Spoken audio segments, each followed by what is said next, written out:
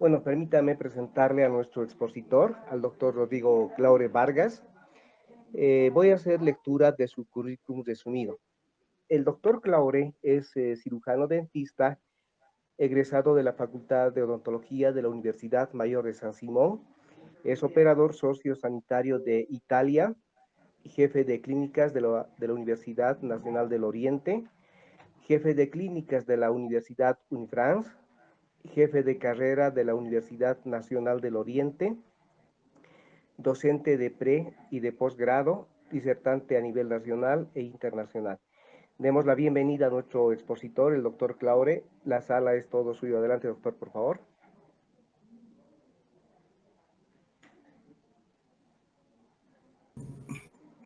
Perfecto. Buenos días a todos. Para mí un placer nuevamente estar con ustedes.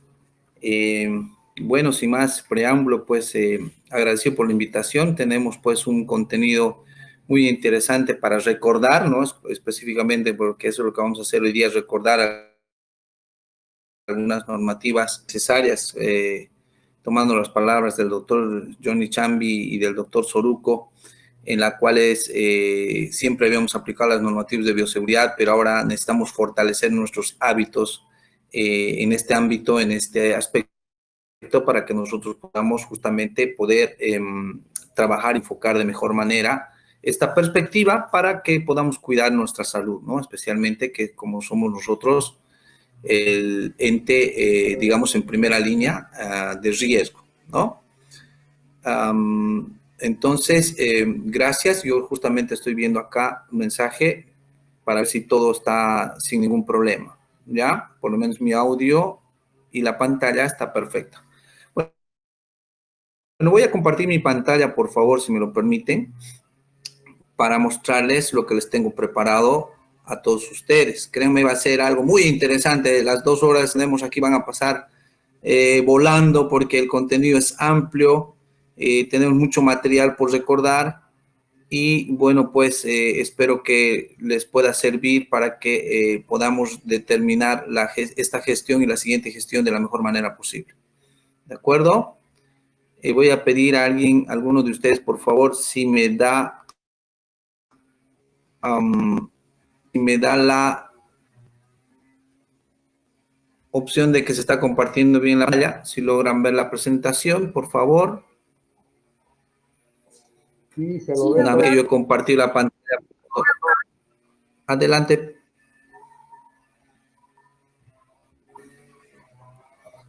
Se ve perfecto, ¿verdad?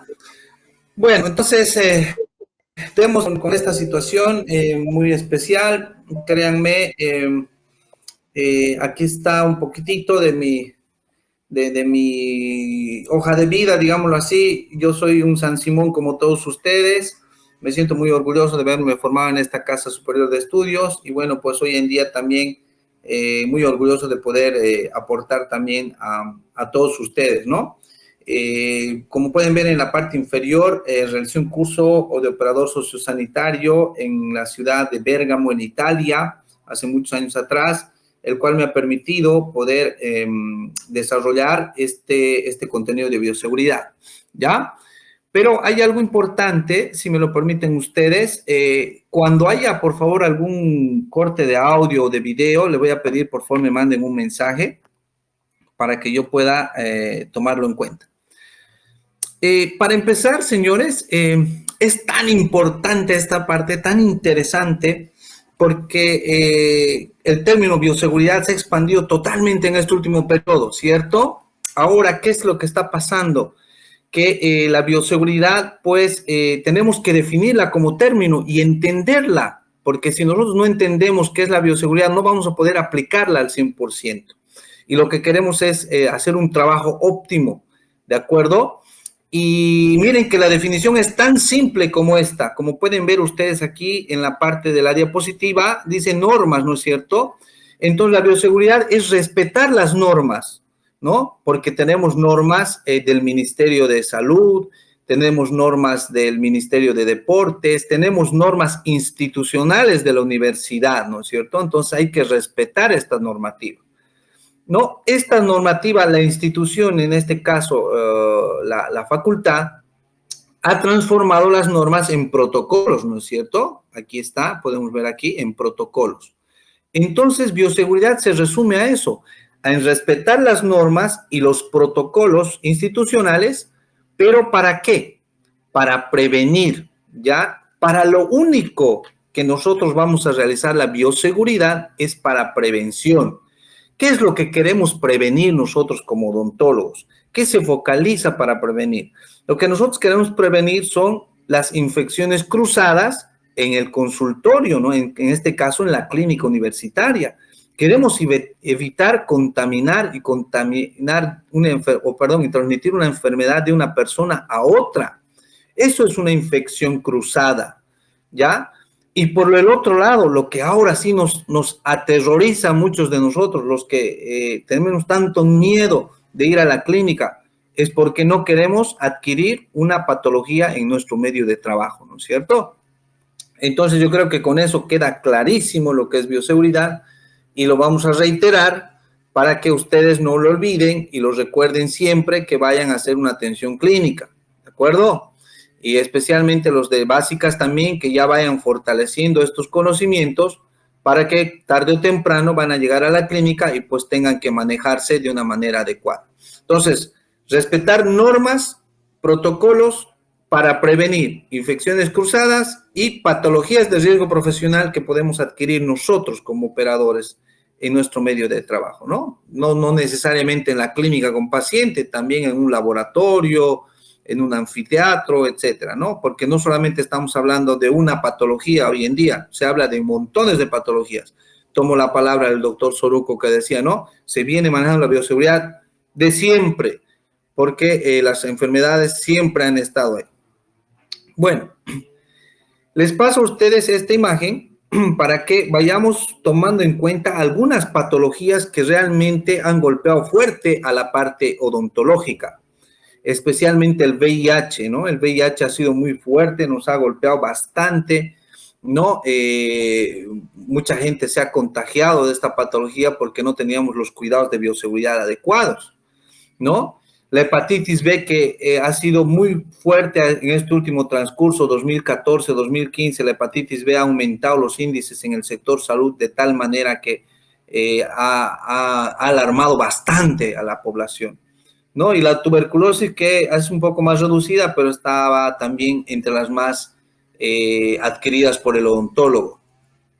Ahora, por otro lado, el COVID-19, ¿no? Que hoy en día nos está atacando con fuerza, se está levantando una nueva ola que realmente no sabemos cómo vamos a reaccionar con esto, pero créanme, señores, la bioseguridad no ha cambiado mucho en absoluto. Lo único que ha generado ha sido reforzar algunas medidas de bioseguridad, ¿no? Entonces no hay por qué temerle al virus.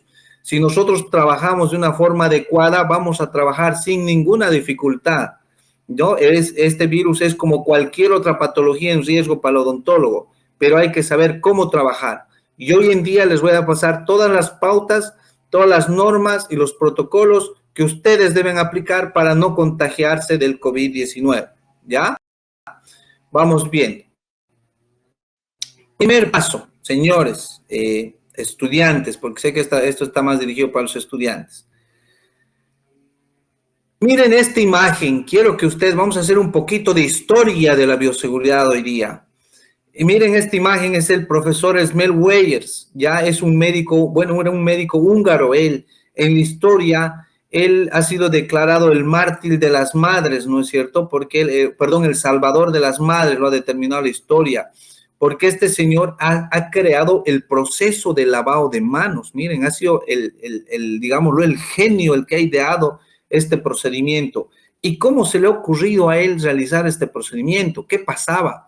Él, como era médico, trabajaba en un anfiteatro haciendo autopsias, digámoslo así, y de ahí terminaba su turno médico y se dirigía él a la sala de parto a partorir a las mujeres, ¿no es cierto? Entonces, él se vio dando cuenta que había un índice elevado de mortalidad, ¿no? En aquel periodo y no se sabía por qué. cuando él tenía uno de sus antecesores o su compañero de trabajo, digamos, su colega, que fallece con la misma sintomatología, escuchen, con la misma sintomatología de las madres. Pero él decía, ¿qué pasa? ¿Por qué está sucediendo esto? Entonces se dio cuenta que eran ellos, los médicos, que llevaban los microorganismos en las manos de la sala digámoslo, de autopsias a la sala de partos. Entonces, él, al darse cuenta de esto, empieza a crear este proceso de lavado de manos con algunas soluciones en aquella época, ¿no? Y hoy en día, pues realmente es, hasta el día de hoy, es muy esencial este procedimiento, que lamentablemente, lo voy a decir nosotros, muchos de nosotros nos hemos olvidado o hemos dejado de lado, ¿ya? Es así de claro. Y aquí les paso algunas evidencias para los muchachos que seguramente van a ver con frecuencia este fenómeno, ¿no? Yo digo siempre, este fenómeno es que va a desenmascarar a aquellos infractores que no se lavan las manos. Por ejemplo, pensamos muchas veces que ponerte un guante sobre la mano, una barrera de protección, te va a ayudar a suplir el lavado de manos. Y eso es falso. Eso es una gran mentira que ustedes tienen que tomarla muy en cuenta, ¿ya? La barrera no va a reemplazar nunca el proceso de lavado de manos, ¿no? Y ahí van a ver siempre estas pigmentaciones en los guantes, van así. Yo he sacado estas imágenes fotográficas de muchas universidades de pregrado, mostrando todo esto y comentábamos con mis estudiantes justamente esto, ¿no? De que se veían estas manchas internas del guante de pigmentación. Aquí me decía el muchacho, me decía que él se había lavado la mano, pero no se había quitado el reloj, y miren cómo ha pigmentado la zona donde estaba el metal, ha contaminado con su guante. Y si pueden observar ustedes, aquí en la parte interna del guante, la pigmentación es clarísima y es bien marcada, ¿no? Atribuyen muchos a otros elementos. Entonces, miren aquí, por ejemplo, la mano de la damita, de la futura doctora también, que venía siempre con los elementos metálicos en los dedos, y se empezaba a notar las pigmentaciones con los guantes una vez utilizados, ¿no? Le habíamos pedido a ella en reiteradas oportunidades para comprobar si este fenómeno era producido por el metal y las bacterias que podían estar ahí. Entonces se le pidió que se retirara los guantes y que no se lavase las manos, y miren, se había pigmentado inmediatamente el sector donde están produciendo. Entonces aquí es muy fácil identificar a aquellos infractores con los guantes amarillos. Por eso yo les digo siempre a todos, en mi cátedra les digo, ¿no? Yo veo a una persona con guantes amarillos y se me sale de la clínica, se me va volando, y ya saben por qué, y saben dónde tienen que dirigirse, ¿no? Al lavado de manos, ¿no? Ahí. Entonces, ese es el procedimiento. Entonces, por favor, chicos, con esta indicación muy simple, muy básica, una curiosidad en realidad, porque esto no es más otra cosa, por favor, no se dejen sorprender con esto, y por favor, respeten el primer procedimiento de bioseguridad, que es muy importante. Miren, si queremos hablar de COVID, ustedes van a saber que una de las medidas de prevención para el COVID es el lavado de manos, ¿no? Yo estoy seguro que es una de las mejores medidas de prevención del COVID el lavarse las manos, ¿no? Porque el virus está en todas las superficies. Lamentablemente este virus se encuentra en todas las superficies, y hay que tener muy en cuenta de que las manos siempre van a estar en contacto con todo lado, y es un medio de transmisión no solamente del COVID, sino de muchas otras patologías. ¿De acuerdo? Yo justamente tengo como relevancia este pequeño dato, si me permiten aquí, este pequeño dato que se llama la secuencia de EVA. Es un mnemotécnico que aplico hace muchos años, para que podamos recordar los 4 pasos básicos de hacer bioseguridad. Yo siempre les digo, ustedes quieren hacer bioseguridad, apliquen la secuencia de EVA, ¿no? Entonces, me dirán, ¿cómo así? ¿Y en qué consiste? ¿Cómo funciona esta secuencia? Es muy simple, es tan simple como pueden ver en esta imagen. Aquí reflejamos el primer paso, que se llama desinfección. Es el primer paso uno de los pasos más importantes en el área del sector salud, el desinfectar las superficies. Estoy hablando de superficies, por favor, ojo, vamos a aclarar bien esta parte. Estamos hablando de superficies, las superficies se desinfectan, ¿no? Luego, el segundo paso, que es la esterilización. Hay que esterilizar todo nuestro instrumental que nosotros vamos a trabajar en la parte clínica odontológica, ¿de acuerdo? Y posteriormente, nosotros como operadores tenemos que utilizar las barreras de protección físicas, ¿no? Entonces, estamos hablando de gorras, barbijos, lentes, etcétera, ¿no? Y por último, para culminar y ya, digamos, hacer la intervención de la terapéutica odontológica, nosotros tenemos que hacer procesos de antisepsia a nuestro paciente para dejar una zona aséptica donde vamos a ir a trabajar, ¿ya? Entonces, miren que es tan interesante esta secuencia. Yo la he aprendido de un profesor que se llama el profesor Otero del Perú, que él lo denominaba la secuencia Vera, estaba al revés, invertido. Entonces, lo único que ha sido cambiar esta secuencia. ¿Por qué? Porque yo lo entiendo de esta manera y espero que ustedes coincidan conmigo. El hacer la secuencia debe implica, como ven aquí en la imagen, estos cuatro iconos que quieren articular. Si nosotros articulamos o unimos estos 4 pasos, vamos a poder decir y estar conscientes de que realmente hacemos bioseguridad en todo sentido. Si por algún motivo uno de estos pasos es alterado, señores, pues no vamos a hacer bioseguridad, porque ponemos en riesgo a nuestro paciente o nos ponemos en riesgo nosotros. Entonces no hay manera, no existe manera de no cumplir con estos 4 pasos para hacer bioseguridad, o sea, para hacer prevención. ¿De acuerdo? Entonces quiero entenderles así. Pongamos un ejemplo de que yo desinfecto bien mi consultorio, esterilizo bien mi instrumental, ya le hago la antisepsia a mis pacientes y yo no uso lentes para trabajar. Estoy faltando a lo que es las barreras de protección. ¿De acuerdo? Por lo cual, estoy justamente infringiendo uno de los pasos y me pongo en riesgo yo. Puedo adquirir alguna patología. Entonces, voy a fracasar con la secuencia, ¿no? Entonces, ahí está. Yo creo que con eso está muy claro. Ya, luego vamos a tener un periodo para hacer preguntas. Ya, o sea, vayan anotando las preguntas en el chat también si quieren, con respecto si tienen alguna duda. Nos vamos a ir a explicar todos estos pasos rapidito, por favor, porque podemos hablar mucho de esto. La desinfección, por favor, tanto para básicas y clínicas, se tiene que entender, ya se confunden mucho estos términos. Y miren, en dos líneas vamos a definir lo que es desinfección. Vamos a decir que es la eliminación parcial de microorganismos patógenos de una superficie inanimada. Está la palabra inanimada con amarillo porque quiero recalcar que se comprenda realmente que solamente vamos a desinfectar superficies inertes, sin vida, ¿ya? No desinfectamos otras cosas. Lo que sí molesta es que puedas decir, me voy a desinfectar las manos. Ese es un error grandísimo en la parte de bioseguridad. Ya las manos no se desinfectan porque no son superficies inertes. Y la definición está clarísima, la tiene ahí en la imagen. ¿Ya? Vamos pasando. Nos vamos al otro punto, que sería el segundo paso, que es hacer esterilización.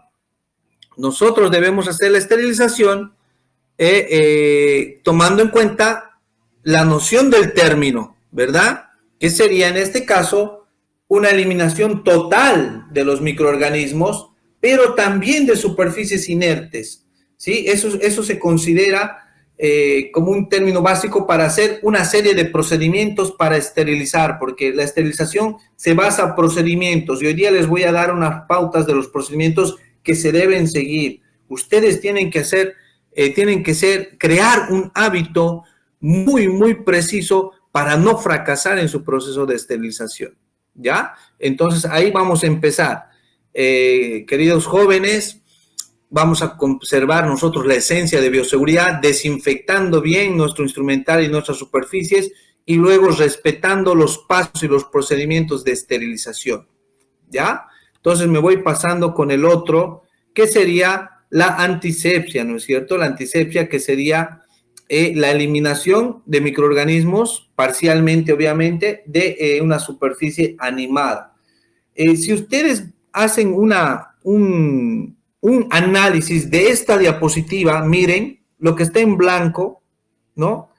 Y lo que está en amarillo dice animada. Y si nosotros nos vamos aquí, vamos a ver que la definición no ha cambiado en nada, solo ha cambiado este último término. Miren, en desinfección se habla de inanimados y en antisepsia no cambia nada, solamente el último término, que es animada. Por ese motivo se confunde mucho estos dos términos y lo que les decía. Entonces, si hablamos de eliminar microorganismos de superficies animadas, lo vamos a decir bien claro, ¿no? Las manos son superficies con vida, son animadas, por lo tanto, aquí hacemos antisepsia de las manos, ¿no? Antisepsia de las manos. Eso quiero que lo tomen muy en cuenta y no confundan esto. Esto es muy interesante, pero se ve mucho, incluso en los spots publicitarios y demás cosas, se ve este error. Y ustedes son de San Simón, por lo tanto, deben dominar esta terminología para que, digamos, podamos nosotros hacer un trabajo óptimo en el área. Y por último, están las barreras de protección, pero creo que ha habido un error en mi presentación. Esta es la tercera parte. Barreras de protección son aquellos elementos que nos van a evitar entrar en contacto con el patógeno, o sea, con el microorganismo, ¿no? Entonces, que eso es algo que yo he aprendido con el COVID, ¿no? Si el COVID-19 está en el aire, está en el ambiente, en las superficies, entonces la mejor manera de protegerse es con barreras físicas para no estar en contacto con el virus, con este famoso SARS-CoV-2 y ahora lo que el doctor Johnny mencionaba, ¿no? Las nuevas cepas, las mutaciones que está generando el virus. Entonces hay que tener mucho cuidado con eso. Bueno, quiero ser un poco más dinámico con ustedes, lo voy a hacer rapidito esta parte, no lo quiero cansar con mucha literatura, con mucho contenido, no, porque eso lo vamos a dejar para otra cosa. Lo que quiero es motivarles y tocarles los puntos claves para que ustedes puedan hacer un buen trabajo en la facultad. Ya, cuando hablamos de desinfección, señores, en la parte de salud, lo vamos a mencionar a este señor, que lo están viendo aquí abajo. Este señor es el profesor Spaulding, ya quien ha clasificado el instrumental médico odontológico en 3 tipos. El instrumental crítico, el semicrítico y el no crítico, ¿de acuerdo? Entonces, nosotros hemos querido focalizar esto en bioseguridad porque en odontología manejamos los 3 tipos de instrumental odontológico. Estamos trabajando con los 3 tipos. Entonces vamos a ir viendo. Empezaremos por el no crítico, por el más, digamos, débil, ¿no? Pero el más importante para mí hoy en día por la pandemia. Eso es lo que les decía, la bioseguridad ha cambiado algunas cositas. Lo que antes de la pandemia no se consideraba no crítico, ahora pasa a ser muy crítico, ¿no? Pero vamos a seguir respetando la literatura hasta que no salgan nuevas autorías y nuevos, digamos, nueva literatura. Mientras tanto, vamos a seguir manteniendo esto, pero ya un punto de vista, un criterio mío, con la experiencia que tengo, los años de experiencia en el área, yo creo que hay que modificar un poquito esta parte. Pero sigue siendo no crítico mientras no se establezca esta literatura. ¿Qué será lo no crítico en odontología? Señores, todo lo que nos rodea, todo lo que va a estar, lo que no está en contacto directo con la sangre y la saliva, pero va a estar siempre contaminado con bacterias. Por ejemplo, los equipos de rayos X, ¿no es cierto? Los laboratorios de rayos X, las salas de espera, los laboratorios, digamos, de fisiología, laboratorios de bacteriología, laboratorios de materiales dentales. En todas esas circunstancias vamos a encontrar material no crítico, ¿no? Entonces, la recepción, caja, no sé, entre otros elementos administrativos que se pueden encontrar como elementos no críticos. Ahora, ¿qué sucede con esto? ¿No? Tenemos que desinfectar de una manera muy especial. En nuestro consultorio, por ejemplo, esto es lo no crítico, ¿no? Quiero que vean esta imagen de aquí. Lo no crítico va a ser el sillón dental, la unidad dental en realidad con el sillón, su modular, su reflector, la escupidera, el taburete, los escritorios, el piso, las paredes. Todos estos elementos pasan a ser no críticos en el área odontológica. Por lo tanto, tienen que ser desinfectados de una buena manera, ¿ya? Bueno, en la facultad no se van a preocupar ustedes porque el protocolo lo van a realizar el personal asistencial, pero ustedes, me imagino, tienen que también desinfectar su sillón de un paciente a otro, ¿no? Siempre estén con su solución desinfectante para poder desinfectar. Y me dirás, ¿qué nos recomiendan, no? ¿Qué recomienda para desinfectar? Generalmente nosotros cuando se va un paciente al otro, ¿no? Porque pueden ver aquí este sillón dental.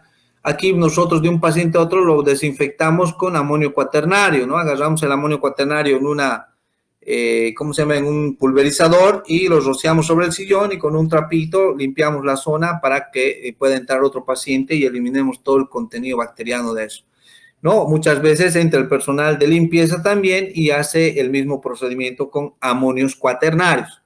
Y eso quiero hablar ahorita, porque antes se utilizaba mucho lo que es la lavandina, el hipoclorito, que hoy en día ha pasado a ser algo que se ha dejado de lado, señores, ¿ya? Hemos dejado de lado porque hay un problema grande de la lavandina que lo vamos a mencionar más adelante, ¿ya? Por ejemplo, yo no estoy en contra de la lavandina, alguien me podría decir simplemente, Rodrigo, yo lo sigo utilizando la lavandina y está bien, yo estoy de acuerdo con ustedes, puedan seguir utilizando la lavandina cuando vean estructuras como estoy mostrando aquí en la imagen de mi izquierda, ¿no? Cuando no hay elementos metálicos, ustedes pueden desinfectar el área, los pisos, todo eso con lavandina sin ningún problema. La OMS nos ha dicho que podemos hacerlo con la lavandina diluida al 0,5 o al 1%, pero hay un problemita, ¿no? Si yo aplicaría esa solución en esta otra sala de espera que tiene otras características, no a la anterior, pues voy a tener problemas grandes utilizando la lavandina. ¿Por qué? ¿Por qué creen ustedes? Vamos a ir viendo aquí. Voy a ir pasando rapidito esto porque les había mencionado que aquí es lo que nos recomienda la OMS, ¿no? La famosa lavandina. ¿Por qué? Si bien la lavandina elimina las bacterias, por eso es un bactericida, que estoy totalmente de acuerdo con eso, a mí no me agrada por varios factores, porque primero blanquea los textiles, irrita los tejidos orgánicos, que eso quiero que quede bien claro, es muy irritante, y lo que no me gusta para nada, que es corrosivo, ¿no? Observen, miren lo que produce la lavandina en nuestros instrumentales o en cualquier otro elemento metálico. Señores, eso quiero que se comprenda, por favor, ¿ya? Voy a hacer aquí una pausa para ver si alguien me puede decir cómo estamos con el audio y la transposición de diapositivas. ¿Se escucha bien? Doctor. Perfecto. Todo bien, gracias, muy bien. Continuemos entonces. Entonces se dan cuenta que el uso de la lavandina es muy complicado y ya se está dejando de lado, ¿no? Entonces los amonios cuaternarios de quinta generación son los mejores elementos para que puedan desinfectar. La universidad, yo tengo un conocimiento de que sí lo aplican en todo lo que es lo no crítico. Estamos hablando desde los pasillos sanitarios, clínicas,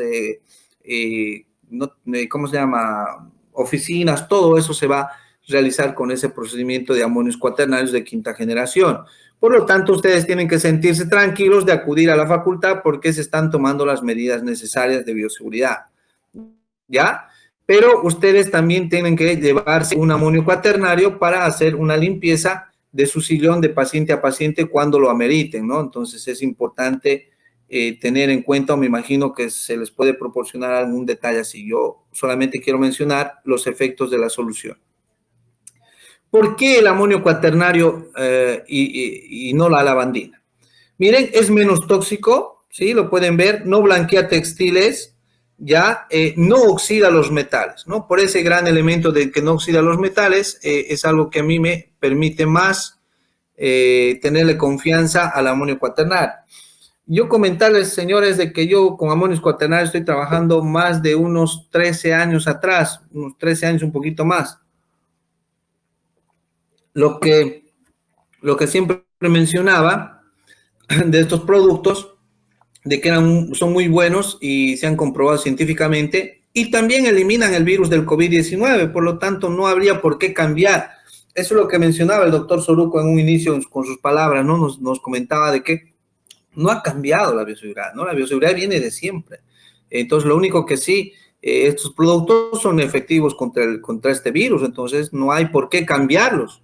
No tendríamos por qué cambiar este elemento, ¿no? Lo que pasa es que se ha puesto de moda, digámoslo así, ¿no? Pero como se ha puesto de moda, mucha gente no sabe cómo utilizarlo y dónde emplearlo, ¿no? Es por eso que les pongo esta imagen para que ustedes vayan viendo un poquito. Yo les decía a mis compañeros, años atrás les decía, miren, aquí estoy yo, obviamente con un avatar, y les decía, no, aquí, yo tengo la solución, el amonio cuaternario, ¿no? Para que podamos trabajar más rápido y mejor. Pero no, la respuesta que yo tenía de todos era no, la lavandina es lo mejor, ¿no? Y estaba en la normativa boliviana. Entonces, ahora, haciendo una revisión de las medidas de Bolivia, está el amonio cuaternario, está permitido el uso del amonio cuaternario, entonces no estamos infringiendo ninguna normativa nacional tampoco, o sea, estamos cumpliendo las normas, y eso es hacer bioseguridad, respetar las normativas, ¿ya? Bueno, el que quiera seguir utilizando la lavandina lo puede hacer, pero ya sabe los inconvenientes que va a tener. Y no solamente porque lo diga yo, lo dice la documentación, ¿no? Todo está basado en evidencia científica. Aquí está el registro de la EPA, que es la institución que hace el registro a nivel mundial, digámoslo así, de todas las soluciones, y ella nos explica que, dice, no, aquí los productos con declaraciones de patógenos virales emergentes y el coronavirus humano, dice, ¿no? Para usar contra el SARS-CoV-2. ¿No es cierto? Entonces ya se ha demostrado en marzo del, déjenme, el 26 de marzo del 2020, ya que el amonio cuaternario es efectivo contra el virus del COVID-19. Entonces no hay más donde perderse. Críticas constructivas, señores. Ejemplo, amonio cuaternario versus lavandina. Los vamos a enfrentar a estos dos, señores. Pueden ver de esta manera. Ahí está la imagen a la izquierda, el efecto de lo que es el hipoclorito al 0,5 o al 1 de la lavandina, como en su nombre comercial. Ya miren lo que puede provocar en nuestro instrumental metálico odontológico. Y por el otro lado tenemos a la derecha los efectos del amonio cuaternario y los glutaraldehídos, que son otros elementos muy utilizados, ¿ya? Pero ahora quiero focalizar algo también importante que ha pasado en la pandemia. Esto es constructivo. Yo siempre mencionaba en aquella vez, cuando estábamos iniciando, se veía que en las instituciones para el ingreso se estaba rociando lavandina o hipoclorito, para que ustedes me entiendan, sobre las personas, ¿no? Y decían, vamos a desinfectar a las personas. Y desde ahí empezaba el error, ¿no? Porque ya les había mencionado que las personas no se desinfectan porque son entes vivientes, ¿no? Solo se desinfecta todo lo que es inerte, lo que es sin vida. Entonces, desde ahí fue un mal criterio aplicado y empleado, ¿no? Entonces, ahí está. Y vinieron, obviamente, los problemas, ¿no? Y se suspendió eso. Y miren estas cámaras de desinfección. ¿Por qué creen que está de este color así marrón las partes metálicas? Esto es un óxido sobre el metal. Esto me da el indicio a mí de que aquí se ha rociado con lavandina, hipoclorito, ¿no? Entonces, esa ha sido la gran dificultad, señores. Bueno, voy pasando, ¿no? Entonces, ahí está. Menos mal, el ministerio se ha manifestado en su momento. Aquí está este documento del ministerio que está publicado el 12 de mayo del 2020, prohibiendo el uso, ¿no? Prohibiendo el uso de esto. Decía, déjenme ver un poquito por aquí. Vamos a dar lectura. El Ministerio de Salud informa a la población en general que debido al no existir evidencia científica, ojo, se escucha bien, se demuestra que las estructuras físicas de desinfección como túneles o cámaras, dicen, ¿no? El rociado de los productos químicos, los dispositivos de pulverización, radiación ultravioleta, y da el término de 280 nanómetros, para personas, así como la utilización de productos químicos como estructuras y dispositivos como compuestos de amonio, hipoclorito de sodio, peróxido de hidrógeno, alcoholes glutaraldehídos, dice, compuestos de ozono podrían causar efectos adversos, ¿no? Dice, entonces, estos productos no deben usarse sobre personas. Entonces, aquí está clarísimo la instrucción en la cual nos permite que nosotros no tengamos que rociar ningún desinfectante sobre las personas, ¿no? Los desinfectantes son para zonas inertes. Entonces, aquí nace algo muy interesante. Cuando me preguntaban a mí, me decían, Rodrigo, si no estás pues yo he dado muchas conferencias en pandemia a nivel nacional y también internacional. Me decía, entonces, ¿qué sugieres con tu criterio? ¿Qué sugieres para no contaminar los ambientes clínicos? Porque las personas van a entrar contaminando los ambientes. Entonces, se había tomado en cuenta esto, un protocolo que se utilizaba mucho en Europa, que realmente era, digamos, desinfectar lo que el paciente podría llevar de la calle al interior. Entonces, se utilizó estos pediluvios, ¿no? Que viene del italiano comúnmente la palabra, y es justamente quiere decir pies mojados o pies húmedos. Entonces ahí se rocía lo que es un desinfectante para que podamos desinfectar los pies y el paciente no pueda introducir la contaminación dentro de las salas que ya estaban desinfectadas. Fue una buena estrategia en su momento que se está aplicando también hoy en día en muchos lugares. Créanme que realmente es un poco efectivo, pero se ve también esto, ¿no es cierto? De que si hablamos de desinfectantes, miren, a ver, les voy a pedir, voy a hacer participar un poquito brevemente a la persona que quiera participar. Miren, un pediluvio metálico oxidado y un pediluvio aquí de plástico. ¿Qué creen que ha pasado con este pediluvio? A ver, le voy a dar la opción a alguien que quiera participar. ¿Por qué se habrá oxidado este pediluvio? Porque pusieron hipoclorito de sodio. Perfecto, gracias. ¿Cuál es tu nombre?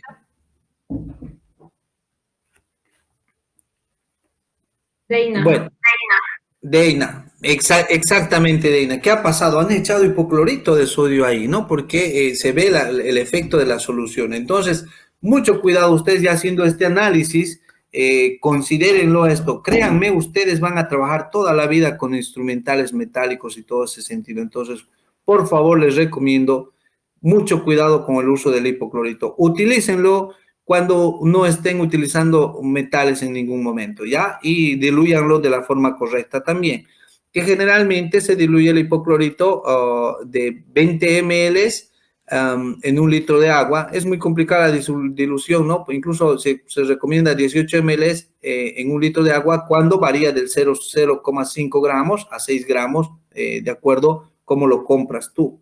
Entonces es una cosa muy interesante. Podemos hablar media hora, 1 hora de hipoclorito, tal vez más. Es una solución que se utiliza bastante, pero hay que ser muy, muy cauto en cómo y dónde utilizar. Bueno, me voy a lo que es crítico y semicrítico. Aquí, señores, mucha atención a aquellas personas o aquellos estudiantes de clínica, por favor. Esto es para ustedes, específicamente para ustedes. ¿Cómo van a desinfectar ahora su instrumental crítico? Para empezar, ¿qué será crítico? Spalding nos dice claramente en la literatura que es todo instrumental, miren, que va a entrar en contacto directo con la sangre y la saliva, pero va a entrar dentro de una cavidad estéril del organismo, ¿no? Entonces, ahí se desinfecta de una manera muy especial. Ya no vamos a utilizar aquí amonios cuaternarios, necesitamos utilizar algo más fuerte. Y enseguida les voy a mostrar por qué, ¿ya? Ahí están algunos ejemplos, por ejemplo, periodoncia, cirugía, operatoria, endodoncia, generan instrumentales críticos. Y los semicríticos, por ejemplo, estos otros que están un poco más relacionados a la ortodoncia y a la prostodoncia, o sea, la prótesis fija y removible, que si bien no van a entrar a cavidades estériles del organismo, pero sí van a estar en contacto directo con sangre y saliva, ¿no? Y se desinfectan de la misma manera que los críticos, por lo menos eso se considera, ¿no? Entonces vamos a ir viendo cómo lo vamos a hacer. Recuerden siempre, por favor, sumergir su instrumental. Cuando quieran desinfectar el instrumental, deben sumergir. Eso se llama un proceso de desinfección por inmersión. ¿Ya? Ahí, se sumerge. Una vez que se sumerge el instrumental, deben esperar un tiempo específico. Generalmente, con cualquier desinfectante, el que ustedes quieran, el periodo de tiempo de desinfección es de 15 a 20 minutos. ¿Ya? Permítanme, por favor. Aló. Estoy en una conferencia, por favor. Ya, le hablo enseguida, gracias. Bueno, mil disculpas, era una llamada muy importante. 15 a 20 minutos es la conferencia, ¿no? Perdón, la desinfección por inmersión. ¿Ya? Ahora vamos viendo esto. De esta es la manera. A veces me dicen, ¿es muy complicado desinfectar? No, señores, es muy simple. Nosotros en Bolivia somos muy hábiles para crear estrategias, ¿no es cierto? Generalmente nosotros utilizamos estos tuppers plásticos para sumergir nuestro instrumental y poder desinfectarlo sin ningún problema. Entonces aquí no hay excusa para decir, no pude, no tengo acceso a las cubas electrónicas porque la tecnología está muy avanzada. Las cubas electrónicas son costosísimas, pero nosotros podemos buscar otra estrategia como la que están viendo en la imagen, ¿no? Entonces deberían de sumergir su instrumental para desinfectar, dejándolo 15 a 20 minutos en el desinfectante que ustedes gusten, ¿ya? Vamos a ir hablando un poquito. Pero aquí hay algo que tienen que comprender todos, los odontólogos, ¿ya? Lo digo así, los odontólogos tenemos que entender algo. Que nosotros vamos a chocar con nuestro instrumental con dos cosas importantes. La materia orgánica y la biopelícula. Me dirán, ¿qué es eso? Vamos a hablar de la materia orgánica, que es producida justamente casi en todos los tratamientos quirúrgicos que nosotros empleamos. Por ejemplo, exodoncias de terceros molares, cuando hacemos operatoria cavidades, porque van a quedar en nuestras fresas restos de dentina, de hueso, de encía, cualquier otro tejido, ¿no es cierto? Y la saliva y la sangre van a formar una película alrededor de nuestro instrumental, ¿ya? ¿Ya? Entonces, eso es lo que juega en contra de nosotros, ¿sí? Y hay un problema de esto, que cuando nuestro instrumental está en contacto con estos elementos, no vamos a poder desinfectar. Ya es como decimos, como yo les decía, la tensión superficial, ¿no es cierto? Cuando entra algo con grasa dentro del agua, se crea una película, una tensión superficial que evita que haya contacto de la solución con la superficie. Entonces, eso es lo que hace la materia orgánica, la biopelícula, evita que el desinfectante actúe sobre la superficie. Entonces, ¿qué tenemos que hacer primero? ¿Ya? Eliminar primero esta materia orgánica y la biopelícula, para que luego el desinfectante actúe sobre nuestra superficie. ¿Ya? Entonces vamos a mostrarles algo interesante. Y menos a la mano, algo que se llama detergente multienzimático, ¿no es cierto? Este detergente multienzimático tiene algunos elementos como proteasa, amilasa y lipasa que va a degradar estos tejidos, ¿ya? Entonces vamos a hacer el siguiente elemento, ¿ya? Aquí está. Miren este elemento, por ejemplo, y ahora me dirán, y aquí también entra el COVID nuevamente. Porque si por algún motivo tu instrumental tiene el virus del COVID por los aerosoles que has producido, etcétera, por la saliva del paciente, no tengo idea. Ya, recuerden una cosa importante, ustedes ya lo han visto al virus en muchas oportunidades, ¿no? Es esférico, al ser esférico tiene en la pared celular, tiene una serie de proteínas, específicamente 3, la S, la Spike, ¿no? La M, que es la de memoria, y la otra también, son 3. Y también está envuelta por una capa de lípidos, una capa de grasa, ¿no es cierto?, que va a rodear la envoltura genética del virus, ¿no es cierto?, que es un virus de tipo RNA que está en su interior. Entonces, dense cuenta, hagamos un análisis, digamos, este detergente también lo elimina con facilidad al virus, ¿no es cierto?, porque si se dan cuenta ustedes aquí, tiene una enzima que se llama lipasa. La lipasa va a eliminar la capa lipídica, la grasa de este virus y chao virus. Entonces ahí se eliminó, ahí se terminó la vida del SARS-CoV-2. Entonces este elemento es muy interesante. pero nosotros por eso les digo que no ha cambiado el virus nuestros procedimientos de bioseguridad. Miren algún ejemplo para que ustedes puedan ver qué es lo que hace este multienzimático. Miren, ahí está, ¿no? Así sale tu instrumental de cirugía. Esto es un poco exagerado, sí, pero para que más o menos se vea la potenciabilidad de la solución. Ahí estamos viendo cómo a las 10:07 de la mañana se ha echado la solución en un tupper plástico y miren cómo ha empezado a degradar todo ese elemento. Miren, en 2 minutos prácticamente ha dejado limpio la solución. Entonces, aquí ya el instrumental sale completamente, digámoslo así, sin materia orgánica, sin biopelícula y está listo para desinfectar, ¿no? Como les decía, aquí pueden utilizar estos elementos tecnológicos que son muy importantes, son un poco costosos, sí, pero sirven bastante. Si no, caso contrario, una enjuagada con agua y lo mueven nuevamente al tupper, ¿ya? Ahora sí, aquí. Aquí sí vamos a ir con algo importante, por favor. Ya tengo mi instrumental listo para desinfectar. Me dirás, aquí la otra confusión. Rodrigo, ¿puedo desinfectar con amonio cuaternario mi instrumental crítico semicrítico? La respuesta es no. El amonio cuaternario es un desinfectante de nivel intermedio. Por eso lo utilizamos en los no críticos. ¿Ya? Espero que se esté entendiendo. Desinfectante intermedio para no crítico. Necesitamos un desinfectante de alto nivel para el instrumental crítico y semicrítico. Pongamos ejemplos. El hipoclorito es de alto nivel, pero me va a oxidar mi instrumental. Los glutaraldehídos al 2% son de alto nivel. Entonces, ¿cuál de los dos será mejor? Utilizaremos los que no nos oxiden. Por lo tanto, vamos a utilizar un glutaraldehído al 2%. ¿Sí?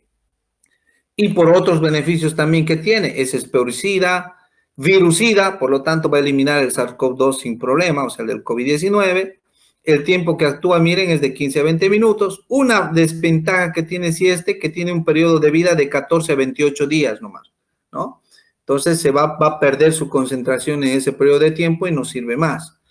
Ahí está uno que usamos nosotros con frecuencia, hace muchos años, para que vean cómo es un glutaraldehído del 2%. Con esto nosotros utilizamos. Primero mi multienzimático, elimino mi materia orgánica, mi biopelícula, después paso a esto, dejo 15, 20 minutos mi instrumental sumergido aquí y ya está totalmente desinfectado como para que ya pueda embalarlo y mandarlo a mi proceso de esterilización. Y bueno, pues no es que solamente lo diga yo, lo dicen también las investigaciones científicas, ¿no es cierto? Aquí hay un artículo científico, justamente por Marcial Gómez Coelho, que ha hecho el impacto del COVID, no dice a nivel mundial, y nos habla de lo que, de los elementos biocidas, o sea, qué soluciones son efectivas contra el virus. Nos menciona entre algunas de ellas, por ejemplo, el hipoclorito, el formaldehído, y aquí está el glutaraldehído también, ¿no? Entonces, no podemos decir que el glutaraldehído no elimina el virus, y hay investigaciones científicas que lo han demostrado. Ahí estamos nosotros preparando. Esta es una imagen, antes de la pandemia, mucho antes, no recuerdo, creo que es 2015 esta imagen, ¿no? Cuando nosotros estábamos haciendo algunas preparaciones de la solución, justamente capacitando al personal para que pueda hacer los procesos de desinfección correctamente. ¿Ya? Aquí les paso ¿cómo se diría? Sería un memo técnico o digamos un protocolo pequeñito para que ustedes puedan seguir.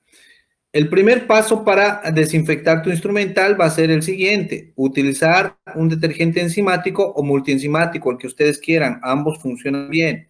Se enjuaga, luego haces el uso de un desinfectante de alto nivel, ojo, de alto nivel.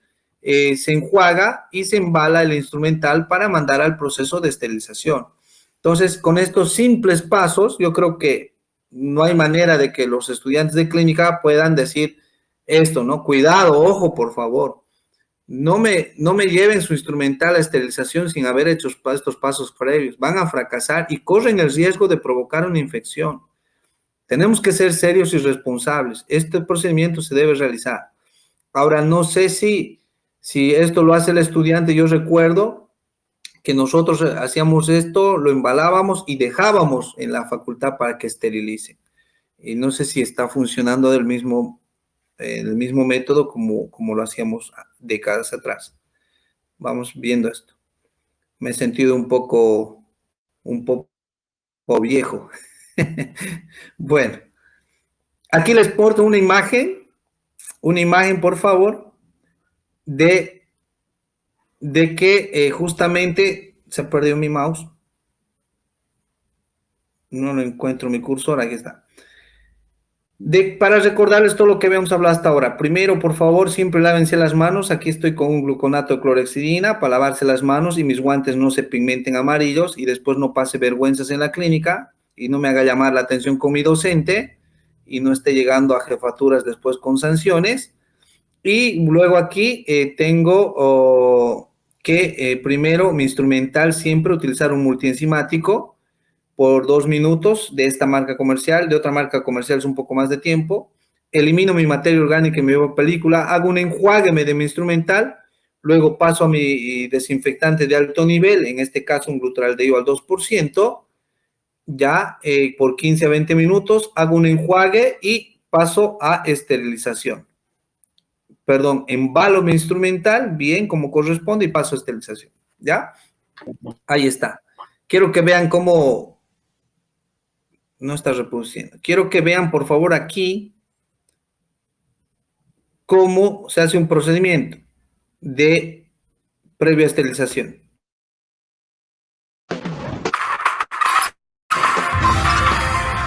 Protocolo de desinfección y esterilización de instrumental quirúrgico y odontológico.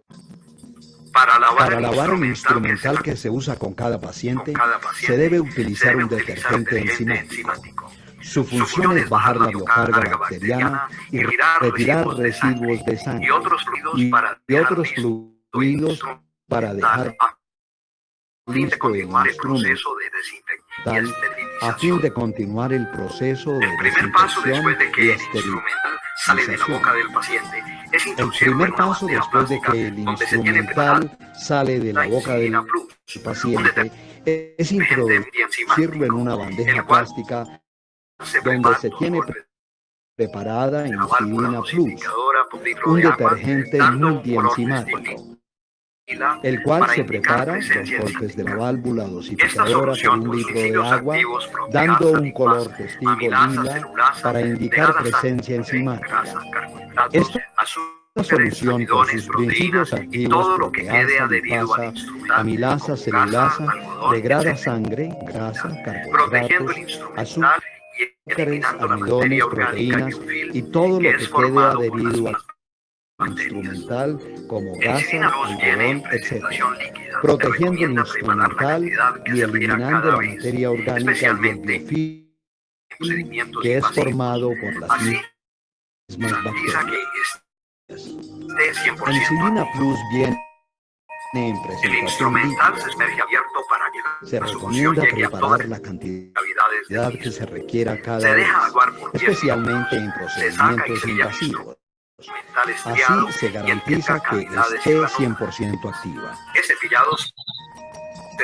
El instrumental se sumerge abierto para que la solución llegue a todas las cavidades del mismo. Se deja actuar por 10 minutos. Se saca y se cepilla el instrumental estriado y el que tenga cavidades y herramientas. Este cepillado se realiza de arriba hacia abajo o sumergido en agua para no expandir los microorganismos. Se enjuaga a chorro con abundante agua, asegurándonos de que no quede solución jabonosa de insulina.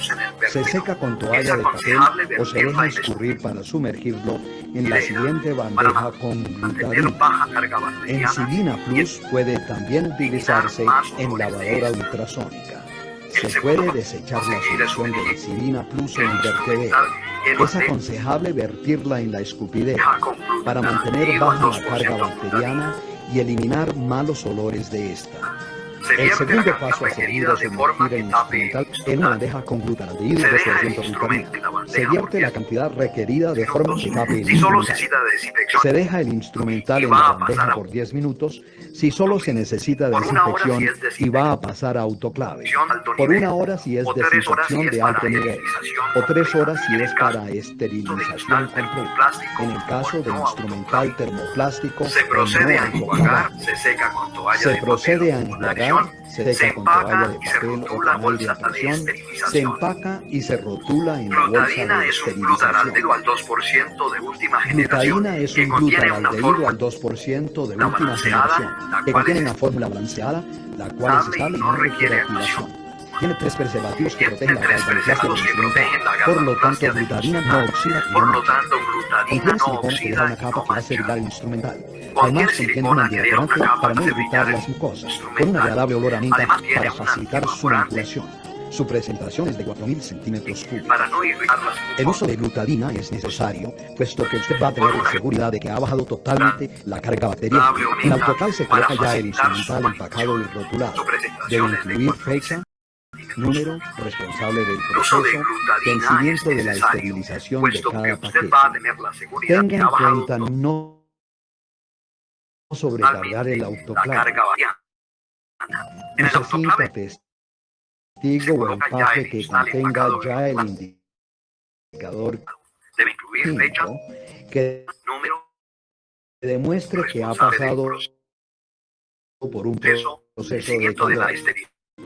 Use esterilización los de cada paquete. indicadores químicos o integradores Tenga en por cuenta cada no paquete que verifican la calidad del sobrecargar el proceso autoclave. al monitorear la presión, Use cinta temperatura y testigo o tiempo. empaque que Llene contenga el el formato. indicador químico que Este demuestre que le ha pasado permite por un proceso demostrar en cualquier de calor. momento que De está los indicadores realizando los químicos o procesos integradores en forma por cada correcta. paquete que verifican Debe calidad incluir del fecha y proceso, número de la carga, monitorear número de presión, paquetes por temperatura y carga, tiempo. insertar el integrador El de la formato. carga o en cada historia insertar el Este le control permite químico de demostrar cada paquete cualquier utilizado en el paciente. momento El indicador que biológico debe utilizarse como está mínimo una vez a la realizando semana. esos en forma Esto le da la correcta. seguridad total de que se está Debe eliminando toda clase de fecha y número de microorganismos la carga, patógenos y no hay no paquetes patógenos, por carga, especialmente las esporas, insertar que el son las indicador de la formas más carga o en resistentes al cada proceso historia de insertar el esterilización. control químico de Haga que los es de procesos utilizar el completos con paciente. los tiempos El informe y forma de biológico uso debe que indica utilizarse fabricante. como mínimo una vez a la Recuerde semana. que si usted sigue Esto los le protocolos da total de Escuchando, parece que el video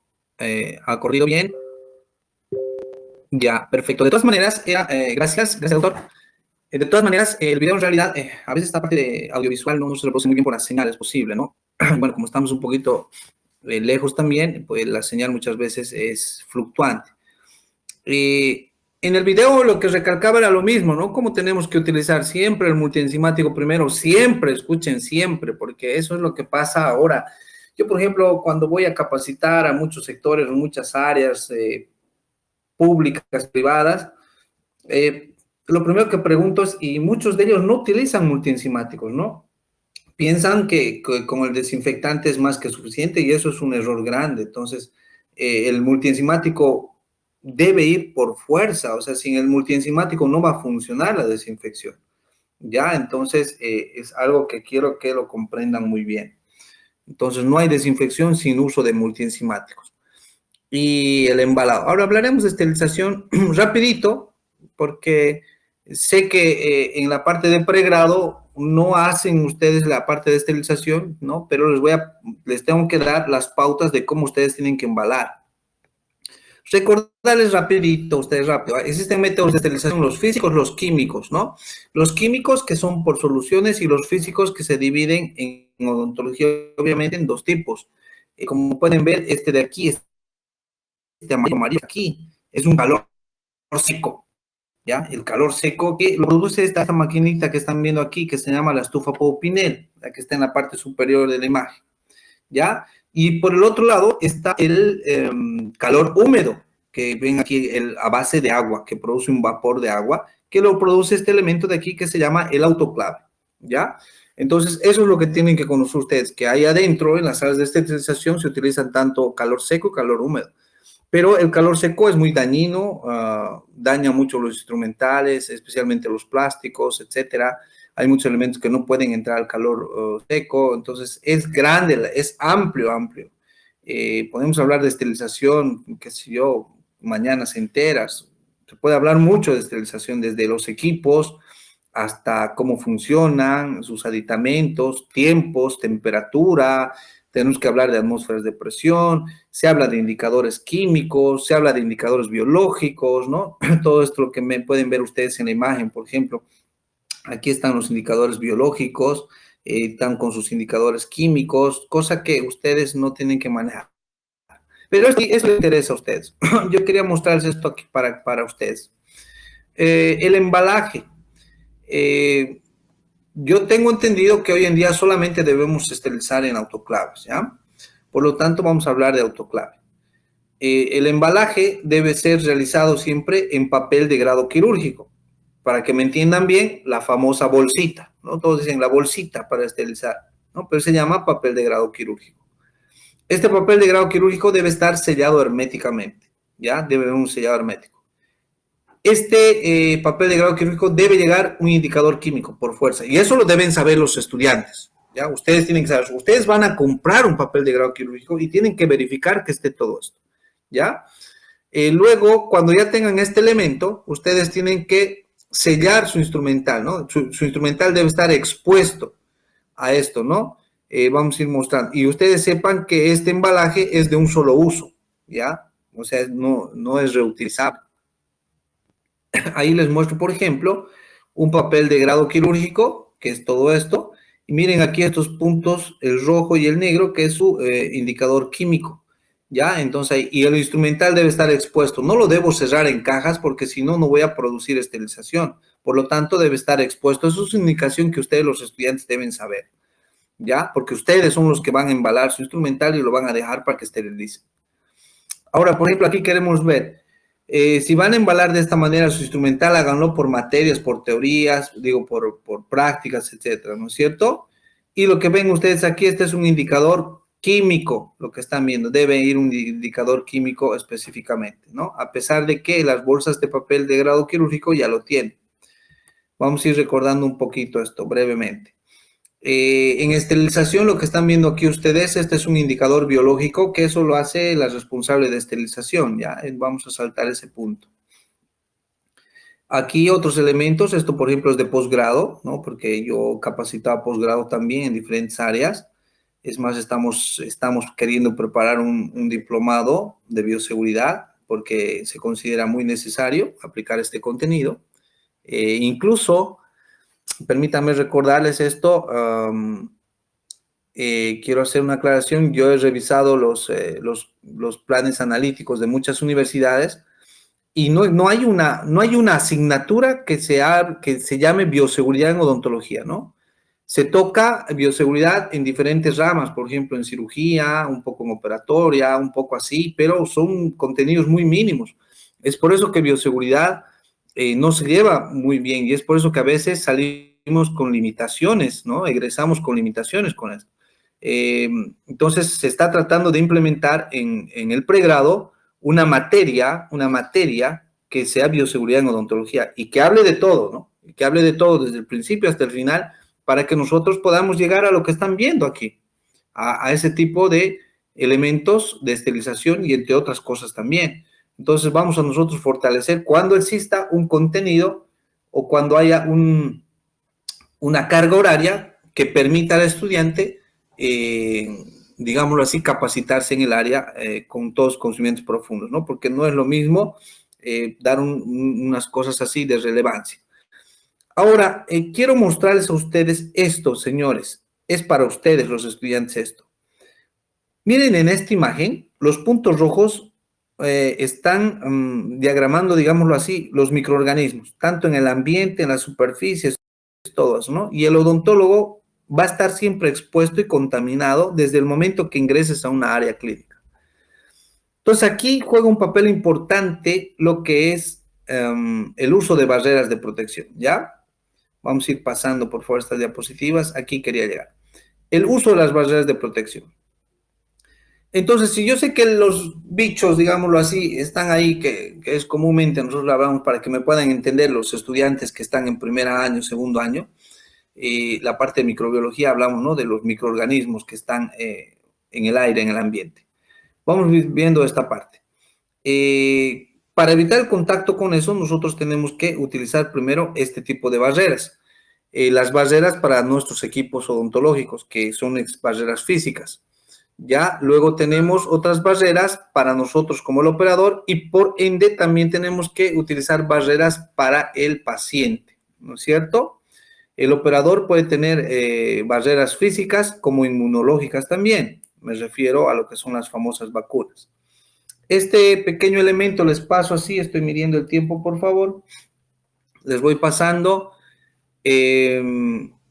para ver de que tenemos que proteger nuestras anzas, nuestras barras, ahí justamente de los lugares donde mayor contacto vamos a tener con las manos, ¿no es cierto? Entonces hay que utilizar barreras ya sean de plástico, desechables obviamente, podemos utilizar papel aluminio también para proteger todos estos lugares. No hay que exagerar, ¿no? Solamente hay que proteger en los lugares donde vamos a tener los contactos digitales o manuales.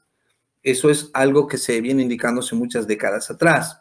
Entonces, eso es lo que nosotros consideramos, ¿no? No vale la pena enrollar todo de plástico y todo, ¿no? Entonces, solo lo necesario. Por ejemplo, si es necesario proteger tu jeringa triple, ¿no? Ahí la clásica, ¿no? Lo que utilizamos una bolsita justamente para proteger el contacto manual que vamos a tener con nuestra jeringa triple. Y utilizamos también algunas famosas bombillas plásticas para proteger el eyector, ¿no? Ahora, vámonos a los pacientes. En el paciente es muy simple. El paciente debe llevar la gorra, los lentes y un babero, ¿no? Desechable, siempre, más aún en pandemia. Esto es un requisito indispensable para que el paciente pueda utilizar como barrera de protección. Hay que cuidar a nuestro paciente. Hoy en día, el aislamiento absoluto pasa a ser una barrera física para el paciente y para el operador por el problema del COVID-19. ¿Ya? Entonces, el aislamiento absoluto sí o sí se debe aplicar casi en todas las terapias, excepto en las partes quirúrgicas. Después, el resto debe ser realizado con aislamiento absoluto. Ahora, ahí en la parte quirúrgica, como generalmente se protege a un paciente, no ha cambiado. Créanme, no ha cambiado porque esto se viene aplicando de siempre, de muchos años, muchas décadas atrás, la protección en la parte quirúrgica. Vámonos viendo, aquí hay una imagen, por favor, de un paciente justamente en la atención. Miren, el paciente está con la gorra, los lentes y muchas veces se puede ponerle una bata también de tipo desechable para protegerlo al paciente, ¿no? Y obviamente el babero desechable. Entonces, esta es la característica que debería tener un paciente con las medidas de bioseguridad correspondientes. Ay, ay, ay, ¿qué pasó con mi diapositiva? Bueno, pero aquí nos va a mostrar las barreras físicas del operador, ¿no? Aquí está la doctora con el sillón dental. No sé qué ha sucedido con esta imagen. Bueno, vamos pasando. Aquí voy a frenarme un poquito y voy a profundizar porque hay que hacer un análisis. Hay que hacer un análisis de lo que se debe utilizar como barrera de protección, ¿ya? Esto ha sido polémico, ha sido muy discutido, pero ya se ha llegado a, digamos, a concretizar los elementos de protección para el odontólogo. Por lo cual, todo odontólogo debe saber que tiene tres, o tiene dentro de la clasificación de barreras, va a tener tres tipos.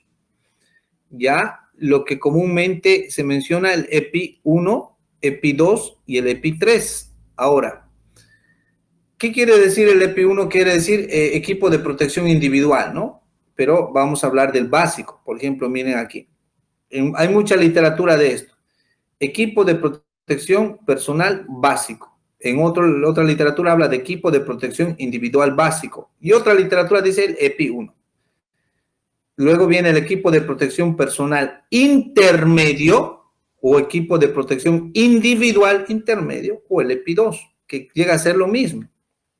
Y el que ha nacido hoy, este periodo, gracias al COVID, ha nacido, porque no había, ha nacido el equipo de protección personal reforzado o el individual reforzado o llamado EPI 3, que ha sido muy mal empleado, ¿ya? Ha sido muy mal empleado en este periodo de pandemia.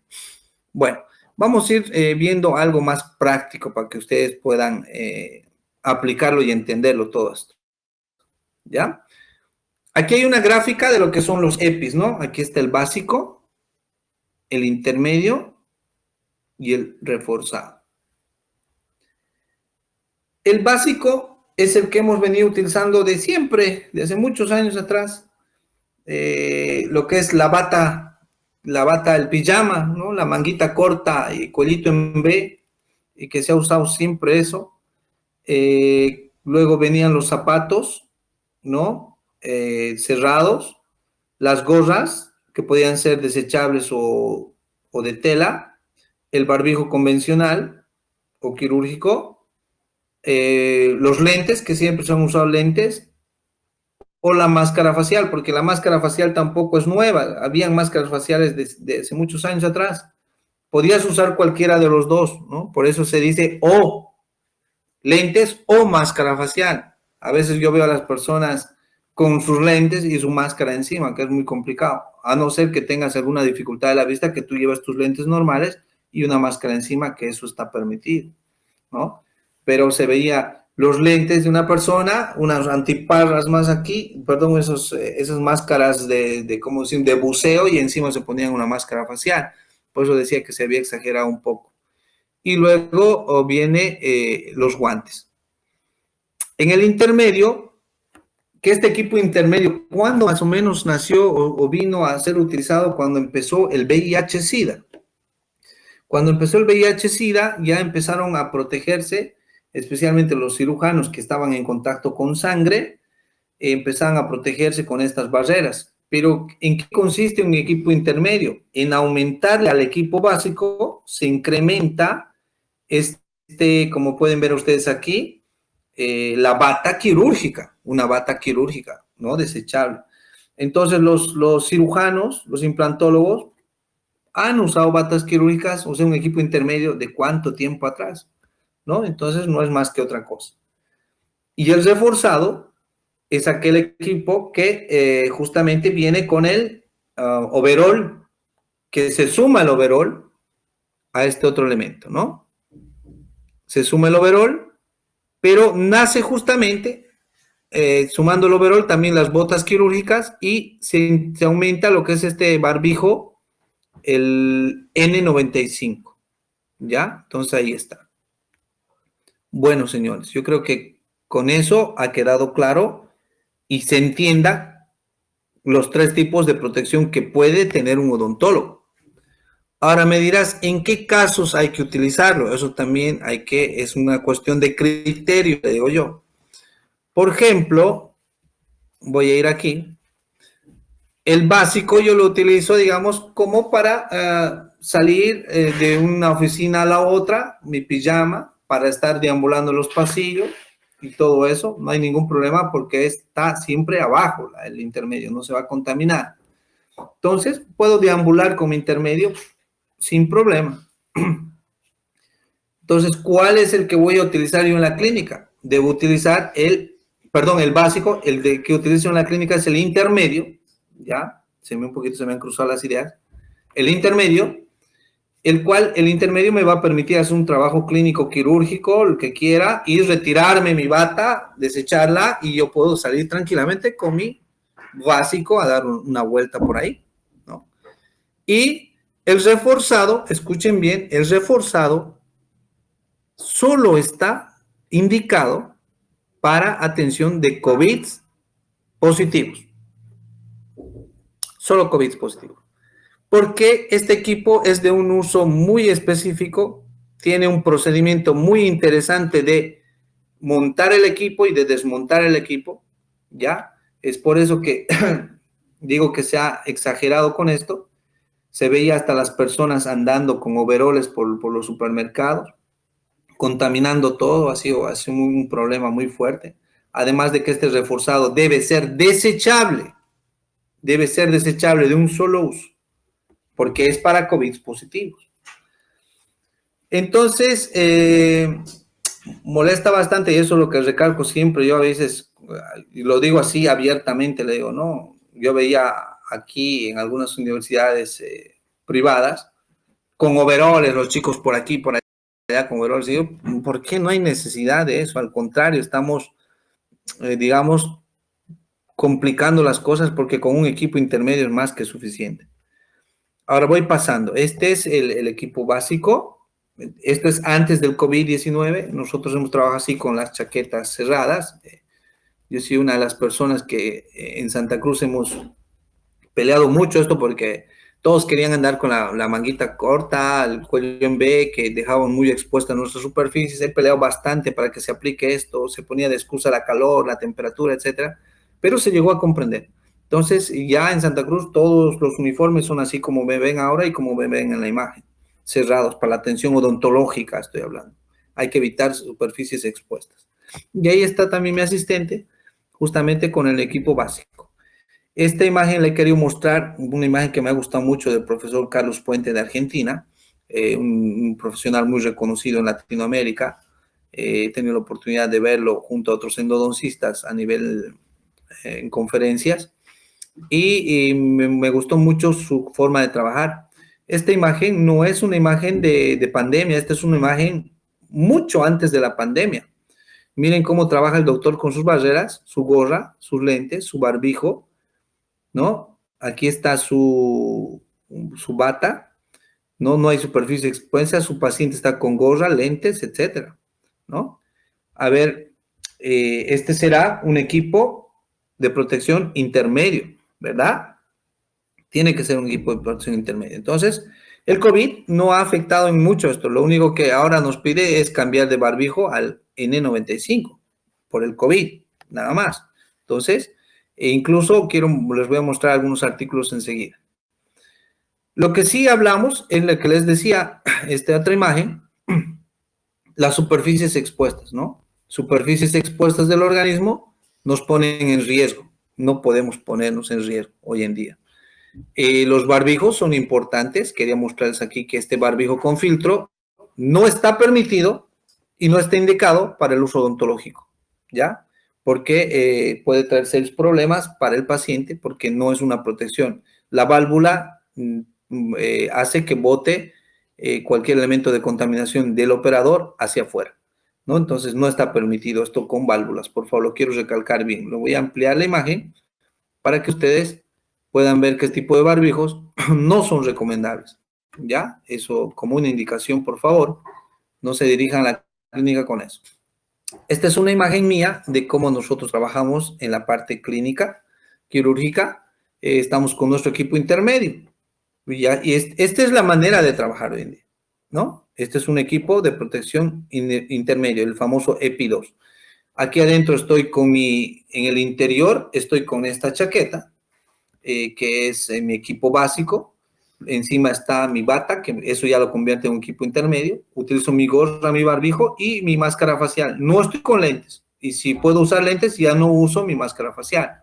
Entonces, aquí está para que puedan ver una imagen de cómo se debe trabajar hoy en día.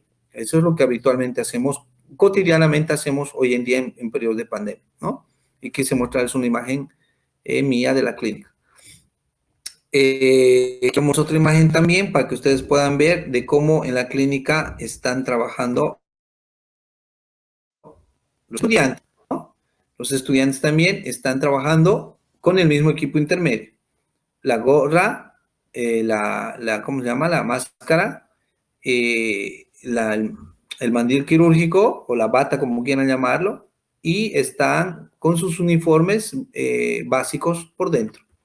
Y esa es la manera de trabajar hoy en día, ¿sí?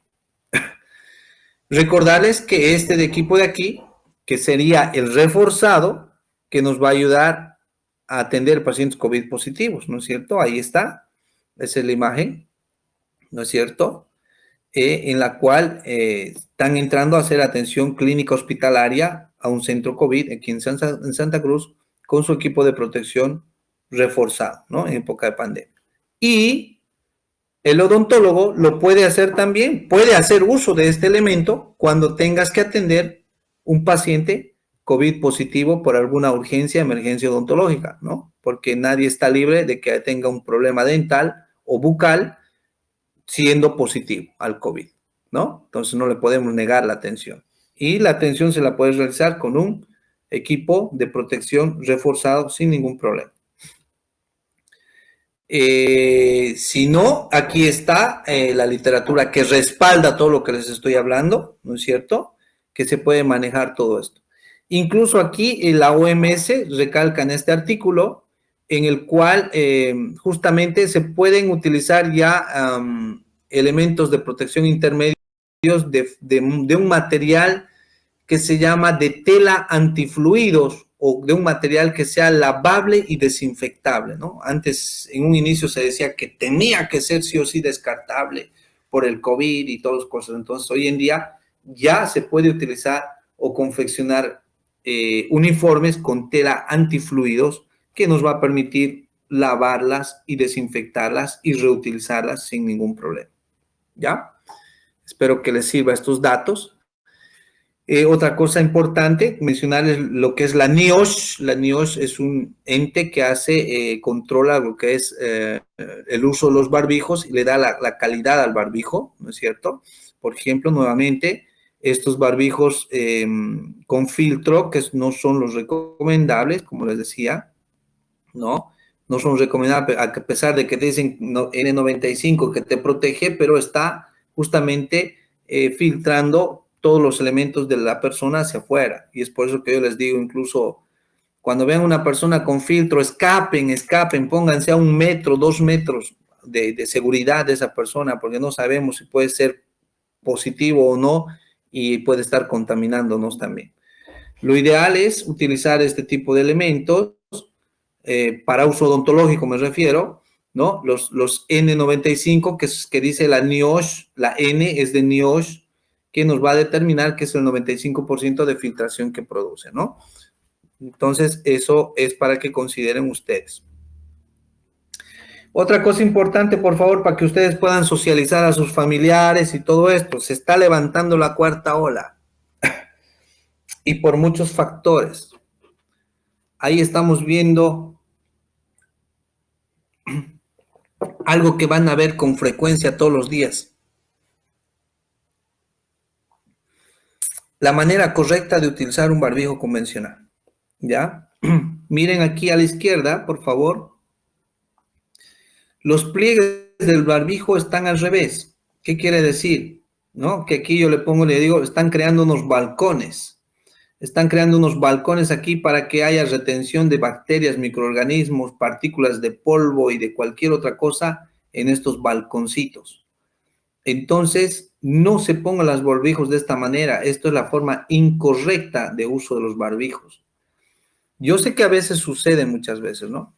Recuerden que el virus del COVID mide 5 micras en lo que es dentro de las gotitas de Plugger y después es un virus pesado también, ¿no es cierto? Entonces, este virus que está en el ambiente, en el aire, precipita después de un determinado tiempo, especialmente entre 20 a 30 minutos, precipita a las superficies. Y ese virus se puede quedar en los pliegues del barbijo y recuerden que este barbijo tiene 4 horas nada más de uso. Después va a filtrar, pierde su filtración de uso continuo, me refiero. Entonces, esta persona va a poder absorber el virus o todo ese elemento que queda aquí. Entonces, es un riesgo, ¿no? Se pone en riesgo. Entonces, lo que queremos nosotros es prevenir. Entonces, esta es la manera incorrecta del barbijo. Pero a ella me manifestaban, no, me dijeron que la cara blanca va afuera y la parte azul va adentro, ¿no? Entonces, era un mito que salieron en las redes sociales de desinformación, desinformando a la población. Lo correcto es usar, miren, el mismo barbijo con los pliegues hacia abajo, ¿no? Los pliegues deben ir hacia abajo. Si por algún motivo algo quedase aquí, lo único que va a hacer es precipitarse sin ningún problema y no va a haber esa retención como puede haber en el otro, ¿no? Entonces, fuera de que la confección del barbijo también tiene un filtro en el interior, en este caso el filtro está en la parte externa y aquí en la parte interna, o sea, también en la confección del barbijo lo dice, ¿no? Entonces hay que tomar muy en cuenta. Quería mostrarles otra imagen también, que miren lo correcto, el mismo barbijo, pero utilizado de 2 maneras diferentes. La forma incorrecta a la izquierda y la forma correcta a la derecha. Tengan mucho cuidado. A mí también me ha pasado, ¿no? Algunas veces me decían, Rodrigo, tú tanto hablabas de la exposición de barbijo y me pillaron con el barbijo al revés. Lo que pasa es que nosotros muy apresurados agarramos el barbijo y nos los ponemos y salimos de volada a hacer nuestras actividades. Entonces, tómense su tiempo necesario, por favor, para agarrar el barbijo, ver la cara orientación del barbijo y poder utilizar, ¿ya? Eso es un dato que quiero yo, digamos, compartirles, ¿no? Para que ustedes puedan socializar también y podamos prevenir este problema que estamos pasando todos, ¿ya? Y para terminar, vamos a hablar de lo que es la asepsia y la antisepsia, ¿sí? Si hablamos de asepsia, el término a quiere decir sin, ¿no? Asepsia sin presencia de microorganismos patógenos. Puede ser que sea aséptico un lugar inanimado, o sea, un ambiente, o puede ser que tengamos asépticas superficies vivas como las manos, la boca, etcétera, ¿no? Entonces, la asepsia se utiliza en ambos sentidos, tanto en objetos inanimados como en objetos animados, ¿sí? Eso hay que considerar muy bien. ¿Cómo vamos a conseguir nosotros la asepsia? Utilizando técnicas. Primero, de desinfección, lo que les decía, para las superficies inertes. Y otras técnicas de antisepsia para las manos, para lo que son las superficies vivas. ¿Sí? En la parte quirúrgica se entiende muy bien esto, se maneja muy bien y hay que tener muy en cuenta esta situación, ¿ya? Debemos tener en la parte quirúrgica las superficies inertes asépticas y debemos tener también el campo operatorio de la piel, la boca, aséptico también, ¿no? Para las superficies vamos a desinfectar y para la boca vamos a hacer antisepsia también. Es muy simple de comprender eso, no es complicado. ¿Cómo vamos a hacer antisepsia?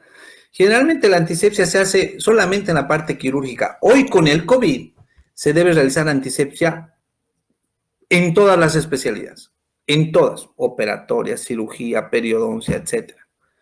No hay una que no se debe hacer, incluso hasta en radiología se debe hacer antisepsia, ¿ya? En la parte de radiología también se debe aplicar la antisepsia, porque el paciente va a abrir la boca. Ahora, cuando hablo de radiología me viene una melancolía grande. Antisepsia. Yo adoraba los laboratorios de radiología, era un apasionado de la radiología en mis inicios. Es muy interesante. Bueno, volvamos al tema. Me distraje un poquito.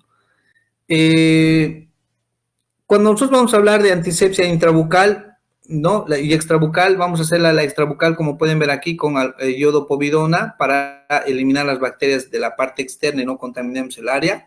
Y luego vamos a utilizar este elemento que nosotros llamamos la clorhexidina al 0,12%, ¿ya? La clorhexidina al 0,12%, que es una solución antiséptica, ¿no? Ahí está. Generalmente este es un antiséptico bucodental específicamente elaborado, ya para problemas gingivales y otras cosas. Vienen en 2 presentaciones, eso es lo que tengo conocimiento. La clorhexidina siempre es una solución muy específica para muchos patógenos, especialmente para el COVID-19, ¿no? Y lo que hablaba también con muchos colegas, de que hay que conocer sus propiedades de la clorhexidina. No voy a entrar mucho en detalle con ustedes, pero quiero que sepan que la clorhexidina tiene una propiedad de sustantividad que es una cosa muy interesante, ¿ya? Que eso hace que pueda tener su efecto por un periodo largo, ¿no? De horas especialmente, ¿no? De acuerdo a la casa comercial.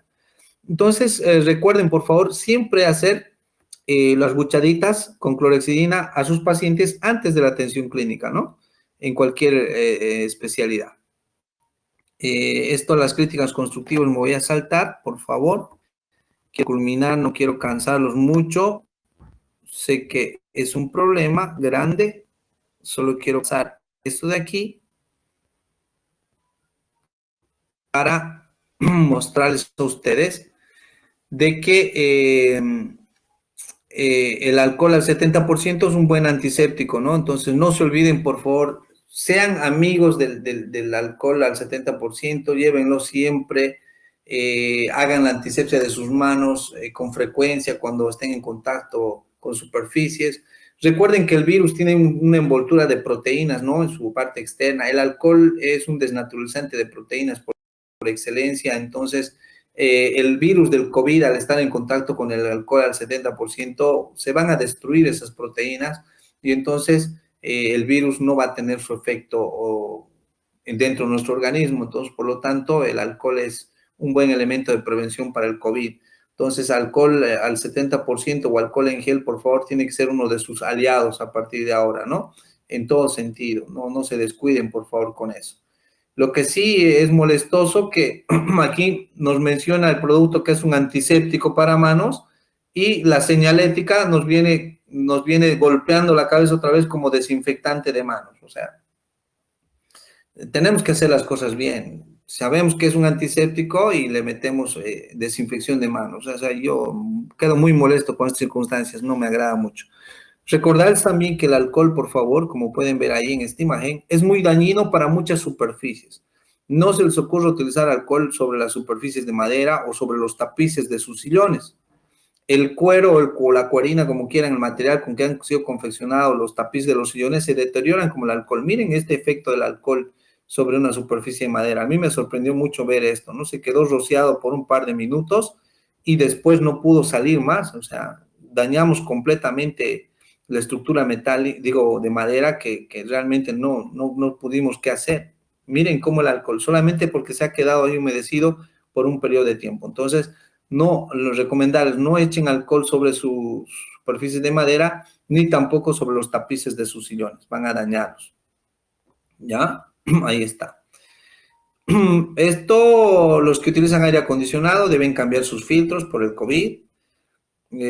Algo que ha sido muy polémico, miren estas mesitas, ¿no? Para protegerse de los pacientes en época de COVID, con los problemas del aerosol. El profesor Giovanni Falici, un italiano que estuve yo en varias de sus conferencias del doctor, yo soy un seguidor de él, y él me decía, Rodrigo, ¿qué piensas de eso? Yo le digo, estoy en desacuerdo total, ¿no? Y en Bolivia se empezó a masificar eso, publicidades, que los colegas, que era lo mejor, cuando era un error grandísimo en pandemia. Simplemente quiero recordarles eso, ¿ya?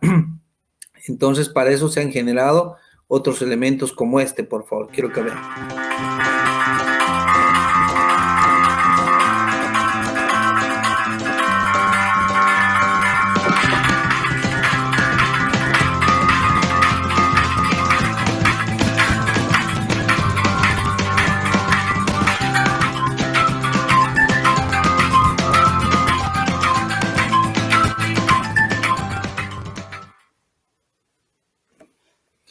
Ahí está, suctores de alta potencia, ¿no? Con esto me despido, señores. Por favor, esto es importante para ustedes. Tengan mucho cuidado donde desechan todo lo que producimos en odontología, ¿ya? El manejo de residuos es muy importante, es parte de bioseguridad, entonces para eso tenemos que tener una noción muy básica. Les voy a pasar aquí. ¿Cuál es el objetivo? El odontólogo genera infinidad de desechos especiales, ¿no? Hospitalarios, infectocontagiosos y comunes también. Vamos a ir bien. Por favor, ustedes recuerden cuando vean este logotipo que quiere decir riesgo biológico. Entonces, ahí es donde ustedes deben desechar, ¿ya? Van a encontrar siempre envases con bolsas de colores en los cuales ustedes tienen que saber identificar para poder desechar todo esto, ¿ya? Los envases generalmente deben ser de uso de acción a pie, a pedal, para no contaminarse las manos, ¿no? Voy pasando. Hay almacenamientos intermedios. Voy a saltar esta parte que es un poco compleja. Es un poquito larga de hablar esto. Podemos hablar mucho de desechos también. Lo que quiero mostrarles a ustedes es esto, especialmente los radiológicos. Es harto esto. Lo que quiero mostrarles para cerrar y no cansar más, que los residuos odontológicos se utilizan de esta manera, ¿no? Están los infectocontagiosos de color rojo, los especiales de color azul, los negros, que son los comunes, y este que está pintado también de un color transparente que llega a ser rojo, que es parte del infectocontagioso, pero es punzocortante, ¿ya? Pero es parte de esto, no es separado. Entonces, quiero mostrarles aquí, por favor, que vamos a desechar en el rojo todo lo infectocontagioso, todo lo que esté en contacto con sangre y saliva, ¿no? algodones, hisopos, gasas, torundas, guantes, suctores, barbijos, y me viene infinidad de cosas más a la cabeza. En los especiales, ¿qué vamos a votar en los especiales? Todo lo que esté en contacto con elementos tóxicos. Por ejemplo, radiografías, empaques, pilas, baterías, CDs, bombillas de foco, aerosoles, medicamentos, todo lo que ustedes quieran que pueda ser tóxico al organismo. Y en los comunes, todo lo que sea papel, cartón, plástico, etcétera, ¿no? Los comunes pues, pueden diferenciar también en orgánicos e inorgánicos, que esa es una variable. Eso es lo que quería mostrarles para que ustedes lo tomen en cuenta, por favor. La parte administrativa hace una gran labor en las instituciones con la señalética, con los residuos, todo eso, como para que ustedes no cumplan con la normativa, ¿no? Entonces eso tienen que tomar en cuenta. Hay un medio de manejo que se llama un flujograma, que eso también lo voy a pasar rápido en otra oportunidad. Bueno, señores, llegamos al final de esto. Yo, la verdad, hubiese querido mostrarles mucho más, pero quiero simplemente empezar en esta oportunidad con ustedes, mostrándoles lo necesario, lo que ustedes tienen que aplicar y recordar cotidianamente. Ya aquí les muestro una imagen cuando yo estaba en Italia, en la parte izquierda, que ya nosotros veníamos utilizando desde el 2010 equipos intermedios, ¿no? Y ahora ha cambiado la figura, ¿no? Todos mis compañeros que han quedado en Italia, porque no todos nos hemos quedado en Italia, están trabajando con equipos reforzados hoy en día por esto de la pandemia, ¿no? Y ahí está la imagen, me dice, Rodrigo, mira esta foto de antes y mira cómo estamos ahora. A mí me sorprendió bastante porque nosotros tenemos que adaptarnos, tenemos que adecuarnos a la circunstancia.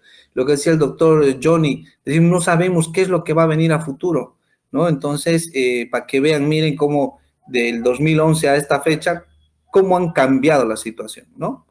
Entonces, por favor, chicos, les pido que sean responsables, respetando la norma institucional que les están brindando.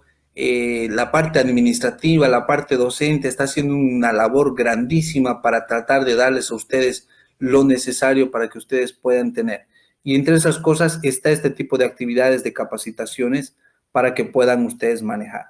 Entonces, agradecido a la atención de cada uno de ustedes, bendiciones a todas sus familias, esperemos salir de esto pronto, que nuestro país vaya mejorando, necesitamos salir adelante, realmente se ha puesto muy complicada la situación para todos, y bueno, les dejo ahí en mis contactos, en las redes sociales, mi número telefónico, si alguien quiere contactarme por WhatsApp, si alguien tiene alguna duda, quiere que le pase algún archivo, algún artículo científico, quiere que le pase las diapositivas, quiere que les pasen algún video, pueden contactarme. Mi persona viene, digamos, se caracteriza por el área de bioseguridad en sí y es algo que realmente me apasiona esta área, ¿no? Agradecido con todos ustedes, pues me despido con un fuerte abrazo a mi casa, a mi cuna, lo digo yo, a mi cuna, la Facultad de Odontología de San Simón. Gracias.